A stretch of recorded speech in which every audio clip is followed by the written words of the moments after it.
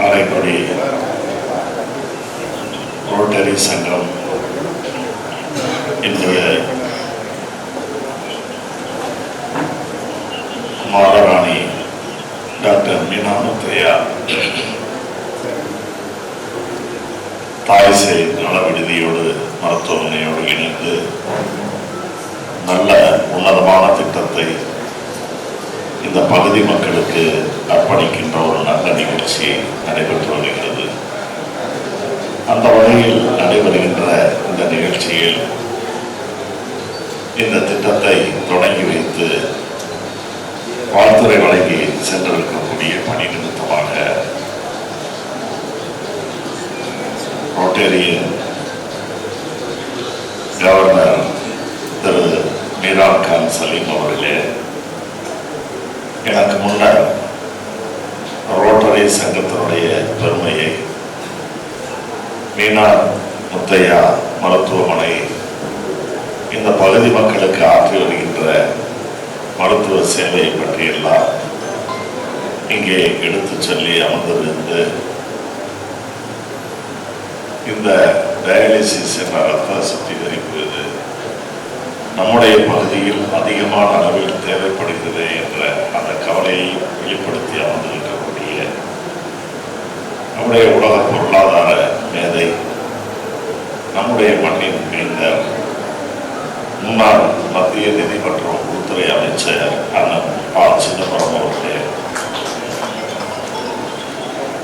மற்றும் இந்த நிகழ்ச்சியில் கலந்து கொண்டு சிறப்பித்திருக்கக்கூடிய சட்டப்பேரவை உறுப்பினர் திரு மாங்குடி அவர்களே, பேரூராட்சியினுடைய தலைவி திருமதி ராதிகா அவர்களே, அன்பிற்கினிய ரோட்டேரியன் பிடிஜி பி. ஆர். முத்து அவர்களே, ரோட்டேரியன் பிடிஜி சின்னதுரை அப்துல்லா அவர்களே, ரோட்டேரியன் பிடிஜி பெரியனன் அவர்களே,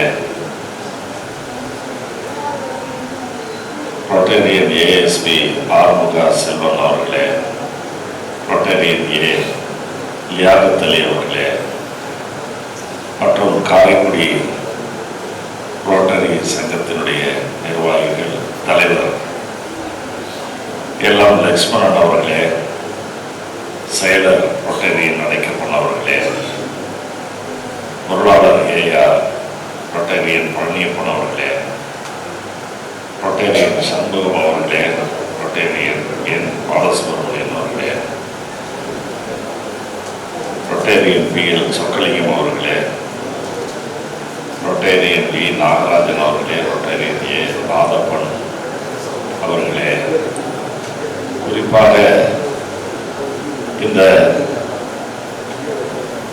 நல்ல திருப்பணிக்கு பல்வேறு வகையில் உதவி இருக்கக்கூடிய அனைத்து கொடையாளர்களிலும் குறிப்பாக இங்கே அனைவருடைய பாராட்டுகளையும் வாழ்த்துக்களையும் பெற்றிருக்கக்கூடிய, கொடைகள் பல கொடுத்து இப்பொழுது உயர்வுடையாக தந்திருக்கக்கூடிய அண்ணன் வி. ஆர். நாராயணன் அவர்களே, அவருடைய அருமை துணைவியார் அவர்களே, அவரது அன்பு மகன் உள்ளிட்ட குடும்ப உறுப்பினர்களே, கலந்து கொண்டு சிறப்பித்திருக்கக்கூடிய முன்னாள் அமைச்சர் அன்பிற்கினிய அண்ணன் தென்னோன் அவர்களே,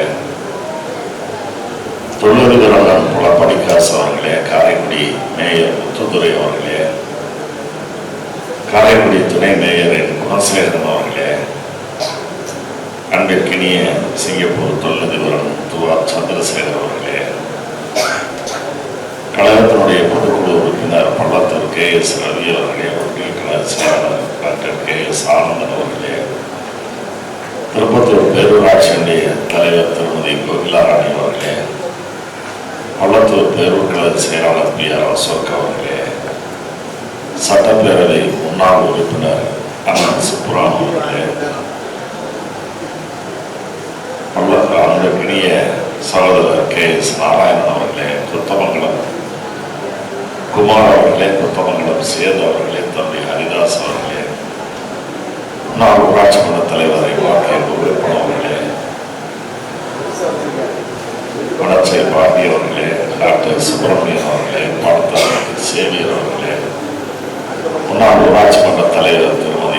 மூர்த்தி அவர்களே, செட்டிநாடு சோழையன் அவர்களே மற்றும் இந்த மருத்துவமனையின் மருத்துவர்கள் டாக்டர் ஆபரன் அவர்களே, டாக்டர் முகமது ஆசிம் அவர்களே, டாக்டர் சரவணன் அவர்களே, ருக்மா சரவணன் உள்ளிட்ட இந்த நிகழ்ச்சியில் பங்கேற்று சிறப்பித்திருக்கக்கூடிய அனைத்து அன்பர்களே, நண்பர்களே, மருத்துவமனையின் மருத்துவர்கள் உள்ளிட்ட ஊழியர்களே, ஊடகம் பத்திரிகை துறையை சார்ந்த நண்பர்களே, இன்னும் விடுபட்ட பல பேர் இருக்கலாம். அவர்கள் அனைவரையும் நான் நினைத்ததாக ஏற்றுக்கொள்ள வேண்டும் என்று நான் கேட்டுக்கொள்கிறேன். காரைக்குடி ரோட்டரி சங்கத்தினுடைய நிர்வாகிகள் என்னை சந்தித்து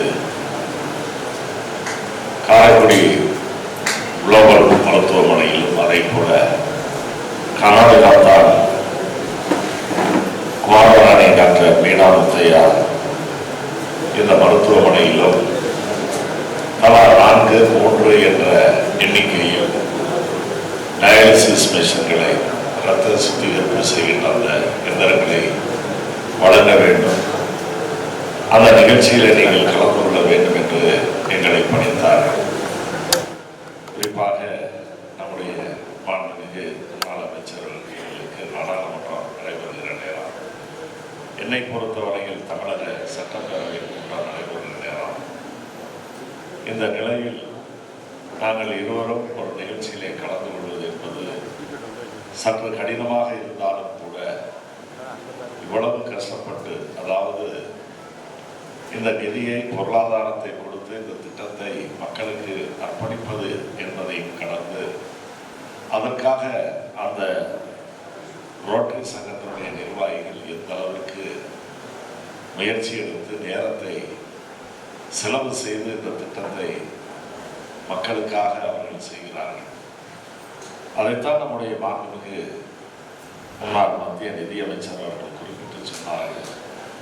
பலன் எதையும் எதிர்பாராமல் சேவை மனப்பான்மையோடு செயல்படுகின்ற சங்கம் இந்த ரோட்டரி சங்கம். ஆக இந்த ரோட்டரி சங்கம் அமெரிக்க நாட்டை தலைமையிடமாக கொண்டு செயல்படக்கூடியது. அமெரிக்காவில் எந்த அளவுக்கு அங்கத்தினர்கள் இந்த ரோட்டரி சங்கத்தில் இருக்காங்களோ அதற்கு அடுத்தபடியாக அதிகமான ரோட்டேரியர்கள், உறுப்பினர்களை கொண்ட நாடு நம்முடைய இந்திய நாடு. அதைத்தான் நம்முடைய அண்ணன் டி.ஆர். சொக்கலிங்கம் அவர்கள்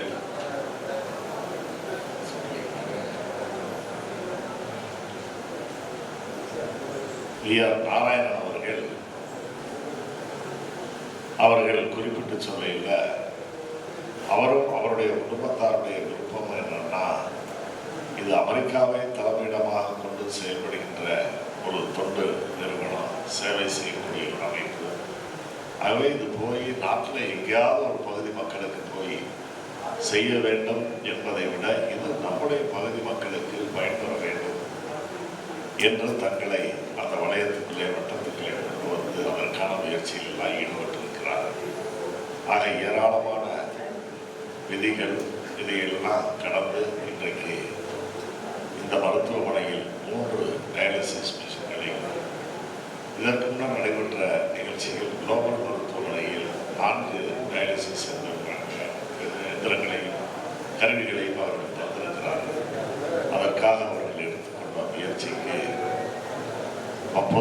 பொதுமக்களுடைய சேவனாக, ஊழியர்களாக இருக்கக்கூடிய எங்களை போன்றவர்கள், மக்கள் பிரதிநிதிகளாக, மக்களால் தேர்ந்தெடுக்கப்பட்ட பிரதிநிதிகள் என்ற அடிப்படையில் ஒட்டுமொத்த ரொட்டேரியன் அவரான அனைத்து அங்கத்தினர்களுக்கும், உறுப்பினர்களுக்கும், அந்த அமைப்பிற்கும், குறிப்பாக நம்முடைய அண்ணன் டி.ஆர். நாராயணன் குடும்பத்தினருக்கும் மீண்டும் ஒரு முறை எங்களுடைய நன்றியை நாங்கள் காணிக்கையாக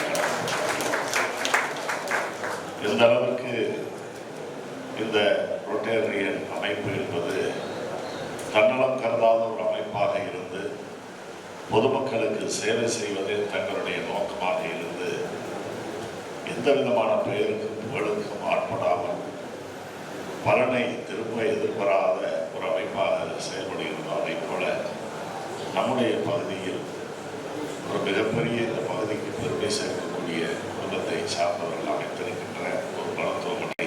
இந்த மருத்துவமனை இது ஏழை எளிய மக்கள் பயன்பெறக்கூடிய வகையில் கடந்த காலங்களில் தாய்சேய் மருத்துவமனையால் தொடங்கப்பட்டு பல குடும்பங்களுக்கு இந்த மருத்துவ உதவிகளை செய்து வருகின்ற இந்த அமைப்பில் இந்த நிர்வாகத்தில் மருத்துவமனையில் இன்னும் கூடுதல் வசதியாக இப்பொழுது ரொட்டேரி சங்கம் தந்திருக்கக்கூடிய இந்த டயாலிசிஸ் கருவி மூலமாக பலருக்கு பலன் கிடைக்கக்கூடிய ஒரு நல்ல சேவை இந்த மருத்துவமனையில் புதிதாக தொடங்கப்பட்டிருக்கிறது என்பதையும் நான் உணர்வேன். இன்னும் கூட சில அடிப்படை வசதிகள் தேவை என்பதையும் இன்றைக்கு விஞ்ஞானம் மருத்துவம் மிக சிறப்பாக வளர்ந்து வருகின்ற ஒரு மாநிலமாக நம்முடைய மாநிலம் இருக்கிறது. கல்வி வளர்ச்சியில் சிறந்த மாநிலமாக இருக்கிறது. இதுபோன்ற இப்பொழுது வரக்கூடிய இந்த நோய்கள்லாம் கடந்த காலங்களில் ஒருவேளை வந்திருக்கலாம், அது கண்டறியப்படாமல் இருந்திருக்கலாம். இப்பொழுது வளர்ந்திருக்கின்ற இந்த மருத்துவ உலகில் மருத்துவ அறிவில் இவைகளெல்லாம் இப்பொழுது என்னென்ன நோய்கள் வருகிறது போகிறது, அதை எப்படி போக்க வேண்டும், வராமல் எப்படி தடுக்க வேண்டும் என்ற விழிப்புணர்வு எல்லாம் இன்றைக்கு மக்களிடத்திலே அரசின் சார்பில் பல்வேறு அமைப்புகளின் மூலமாக விழிப்புணர்வு பிரச்சாரங்கள் எல்லாம் மேற்கொள்ளப்பட்டு வருகிறது.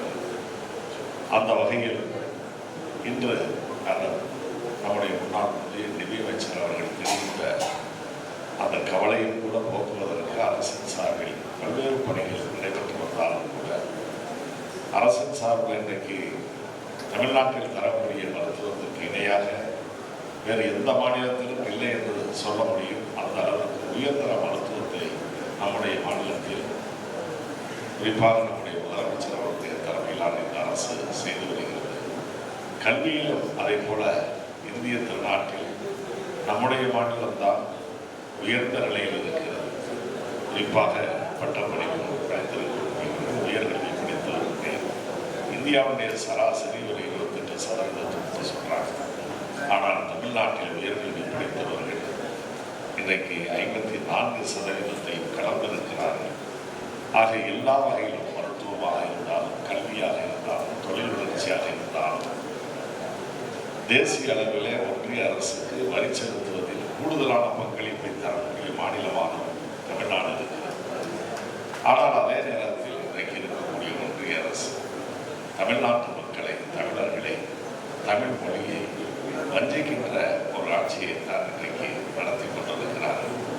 இருந்தாலும் கூட அவர்களுடைய வஞ்சனை, அந்த கொடூர குணங்களுக்கு இடையில் கூட தமிழ்நாட்டு மக்களை காப்பதை, தமிழை வளர்ப்பதில் நம்முடைய முதலமைச்சர் அவர்கள் கவனம் செலுத்தி கொண்டிருக்கிறார்கள்.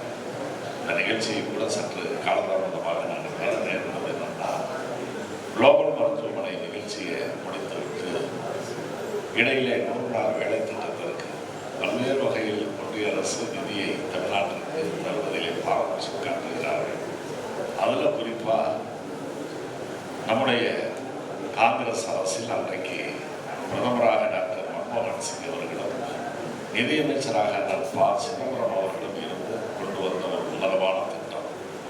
அந்த திட்டம்தான் கிராமப்புற பகுதிகளில் குறிப்பாக மகளிர் கையில் பொருளாதாரம் இருக்க வேண்டும் என்பதற்காக தொடங்கப்பட்ட 100 நாள் வேலை திட்டம்.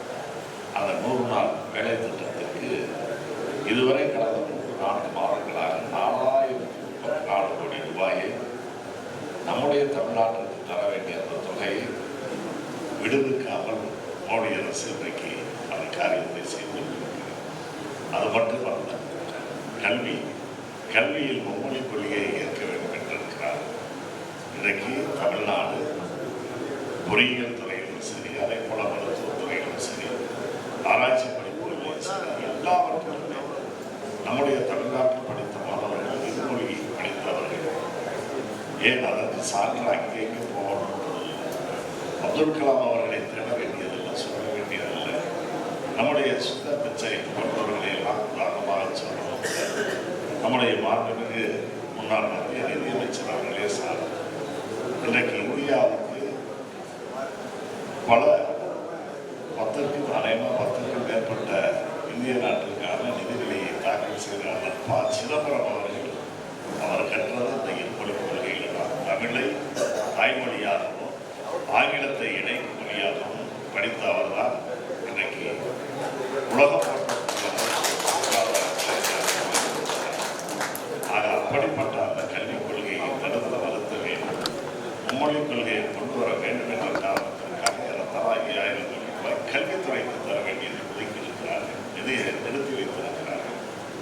இப்பொழுது இந்த 100 நாள் வேலை திட்டத்திற்கு 4000 கோடி, இன்னும் சென்னையில் நடைபெறக்கூடிய மெட்ரோ ரயில் போன்ற பல்வேறு திட்டங்களுக்கான பணிகள் 1000கணக்கில் இருந்தது.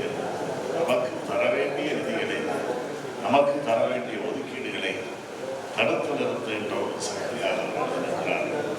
ஆனால் அதே நேரத்தில் இந்த நிகழ்ச்சியில கூட இதையெல்லாம் குறிப்பிட்டு பேச வேண்டுமா என்று சிலர் தோன்றும். இந்த செய்திகள் மாநில அரசுடைய நிலை, மத்திய அரசுடைய செயல்பாடுகள், மக்களால் உங்களால் அமையப்பட்ட இந்த அரசுக்கு ஏற்பட்டிருக்கின்ற நிலைமைகளை சொல்ல வேண்டிய கடமை எங்களுக்கும் இருக்கிறது என்ற அடிப்படையில் தான் கடந்த காலத்தில் எப்படியெல்லாம் திட்டங்கள் பொருளாதாரம் உயர்வதற்காக தீட்டப்பட்டதோ அதையெல்லாம் தடுக்கின்ற சக்திகளாக இருக்கிறார்கள். இன்னும் நமக்கு இருக்கிற பெருமை என்னன்னா, அன்னைக்கு நிதியமைச்சராக இருந்த சிதம்பரம் அவர்கள் கொண்டு வந்த இந்த 100 நாள் வேலை திட்டம் இந்தியா முழுவதும் ஒரே நேரத்தில் கொண்டு வர்றது கஷ்டம். எந்த ஒரு இதாக இருந்தாலும் சில விஞ்ஞானிகள் கண்டுபிடிக்கிறாங்கன்னா, புது மருந்து மாத்திரைகளை கண்டுபிடிக்கிறதுனால கூட முதல்ல அதை ஏதாவது டெஸ்டிங் டோஸ் கொடுத்து பார்ப்பாங்க. அந்த மாதிரி இந்தியா முழுவதும் இந்த திட்டத்தை கொண்டு வருவதற்கு முன்னதாக நான் அறிந்த வகையில் ஒரு 50 மாவட்டங்களில் முதல்ல இந்த திட்டத்தை 100 நாள் வேலை திட்டத்தை நடைமுறைப்படுத்தி பார்த்தாங்க. அதில் நம்முடைய 50ல் ஒன்று தேசிய அளவில் 50ல் ஒரு மாவட்டமாக நம்முடைய சிவகங்கை மாவட்டத்தில் அப்படிப்பட்ட அந்த காலங்கள்லாம் கடந்து இன்றைக்கு தமிழர்களை புறக்கணிக்கின்ற, தமிழ்நாட்டை நிர்ணயிக்கின்ற இந்த அரசுக்கு இடையில மாநில அரசை நம்முடைய மாநில முதலமைச்சர் தளபதி அவர்கள் வழிநடத்துகிறார்கள்.